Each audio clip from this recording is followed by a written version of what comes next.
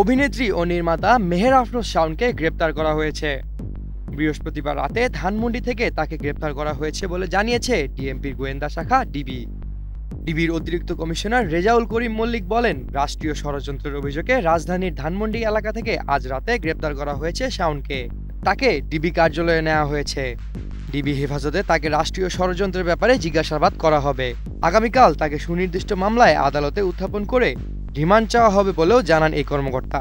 এদিকে আজ সন্ধ্যায় মেহের আফরোজ শাওনের জামালপুর সদর উপজেলার নরুন্দি রেলওয়ে স্টেশন সংলগ্ন এলাকায় অবস্থিত বাড়িতে আগুন দেওয়া হয়েছে বলে জানা গেছে। ক্যামেরায় ওয়াও, স্টাইল দেখাও, Xenon X21 পারলে ঠেকাও। সম্প্রতি শাওনের রাজনৈতিক অবস্থান ও কিছু মন্তব্যকে কেন্দ্র করে সামাজিক যোগাযোগ মাধ্যম সহ বিভিন্ন মহলে আলোচনা সমালোচনা হয়। আরও জানা যায়, আওয়ামী লীগের গোপন বৈঠকে ভার্চুয়ালি উপস্থিত ছিলেন শাওন। এরই ধারাবাহিকতায় স্থানীয় বিক্ষুব্ধ ছাত্র জনতা তার পরিবারের রাজনৈতিক সম্পৃক্ততার বিরুদ্ধে অবস্থান নিয়ে বিক্ষোভ করে এবং বাড়িটিতে আগুন ধরিয়ে দেয়। সামিউল জয়, 21 টেলিভিশন।